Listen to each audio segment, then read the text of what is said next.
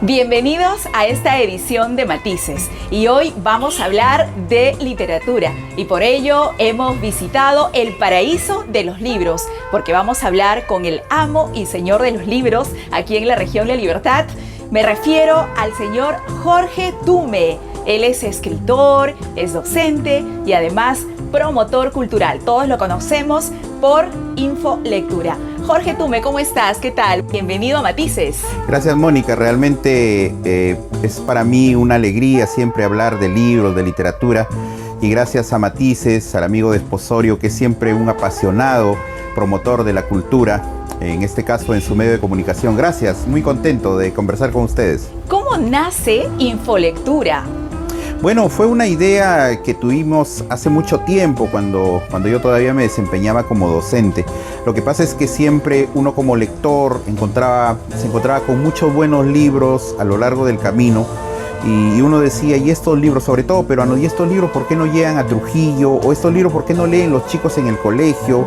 Entonces se me ocurrió la idea junto a otros amigos de buscar un espacio para la difusión de la lectura, para la difusión de los buenos libros, y así es como nació. Claro, ¿qué año más o menos estamos hablando? Hace más o menos unos 15 años atrás, pero empezamos en una institución que se llamaba Infole.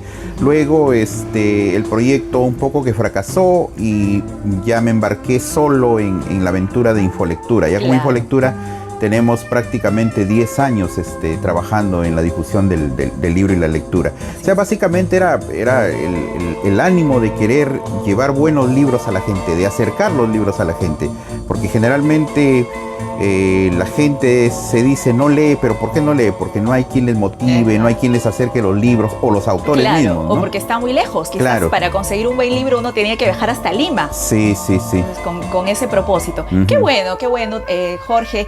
Cuéntanos, en realidad no podríamos empezar sin la pregunta de rigor. ¿Los trujillanos leemos o no leemos? Yo creo que no es casual de que se diga que el trujillano o Trujillo es la capital de la cultura. Si bien es cierto, tenemos serias deficiencias, estamos a años luz de ser una ciudad cultural, sin embargo, en el norte del Perú es la ciudad que más lee. Y lo digo con conocimiento de causa porque yo he visitado otras ciudades. Yo creo que es la ciudad donde más se lee y en esta pandemia se ha demostrado.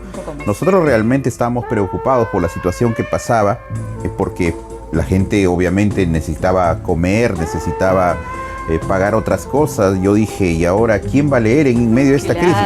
Pero no, más bien los lectores respondieron. Nos reinventamos en esta situación y realmente tuvimos una fuerte demanda de libros en tiempos de pandemia. Claro, con el delivery. Sí. Hasta otras ciudades, creo, ha llegado Infolectura. Sí, nosotros éramos un proyecto localista, más de difusión local. Sin embargo, con esto de la pandemia, empezamos con el tema del delivery, los envíos, los pagos remotos por tarjeta, por Yape, Plin. Y eso realmente nos dio resultado porque la gente hemos enviado, imagínate, libros hasta Arequipa, Huancayo, Cajamarca, lugares tan lejanos de acá. Y nos ha ido relativamente bien. ¿Qué autores desfilan todavía por Infolectura? Bueno, nosotros apostamos más por los buenos autores de la región y los buenos autores del país.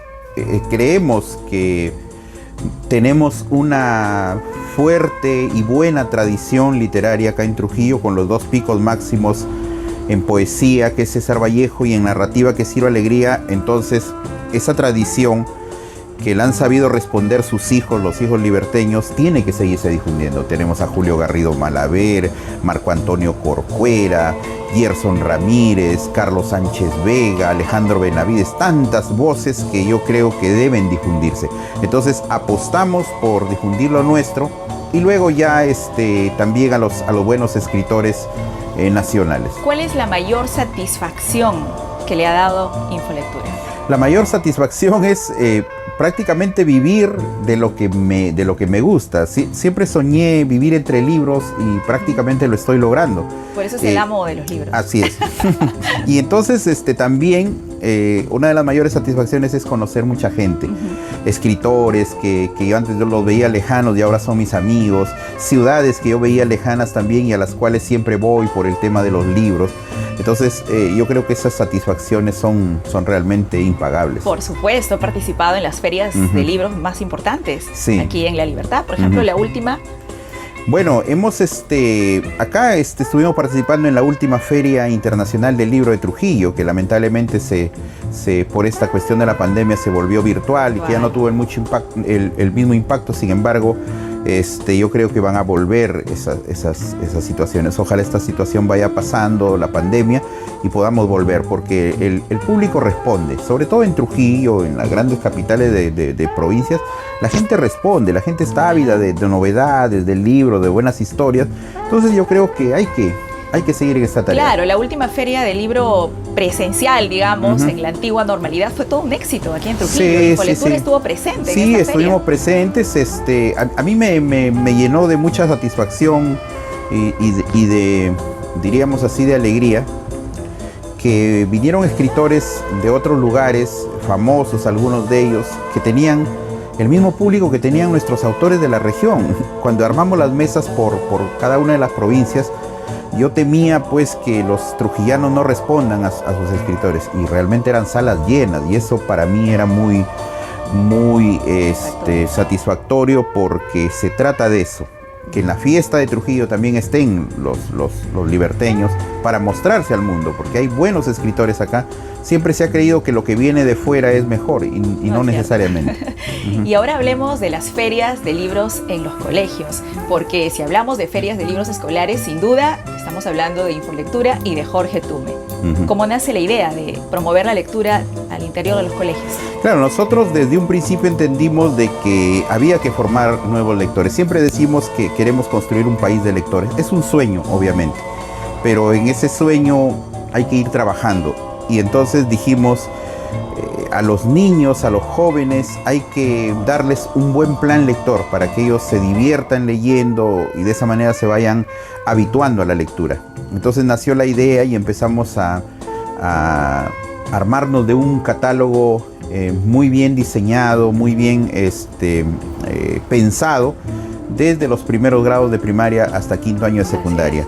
Y entonces eso nos permitió entrar a los colegios, y de ahí vino la otra parte, porque no solo se trata de venderle un libro a un niño, a un padre de familia, sino se trata de motivarlo.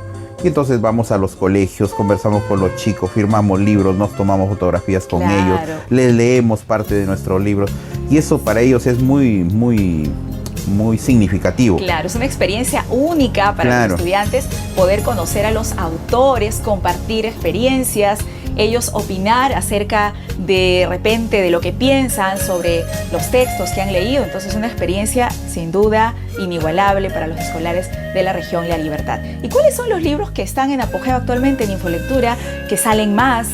Sí, bueno, el año pasado tuvimos, en realidad nosotros éramos una librería, pero el 2019 empezamos ya como editorial, y ya nos vamos a acercar a los 40 libros publicados en menos de un año, en realidad, porque el año pasado fue un año desastroso para todo el mundo editorial y librero.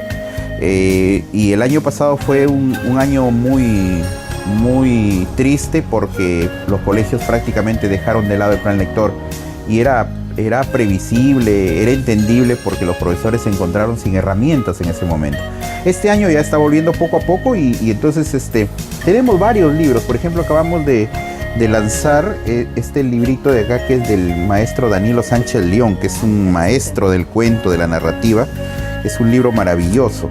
Después de nuestro entrañable Julio Garrido Malaver, también este libro de cuentos para los chicos, para los jóvenes, los cuentos de Don Pancho Yuca. Y así tenemos para los pequeños, hemos lanzado hace poco dos libros fundamentales para los más pequeñitos. Jacinto el Jilguero, de Ángel Gaviria, que es uno de los mejores narradores que tiene el Perú. Y este libro que ganó el Premio Literario Trujillo, que es Cuti el Lagartijito. Y nuestros libros pues vienen completamente ilustrados para que los niños se diviertan.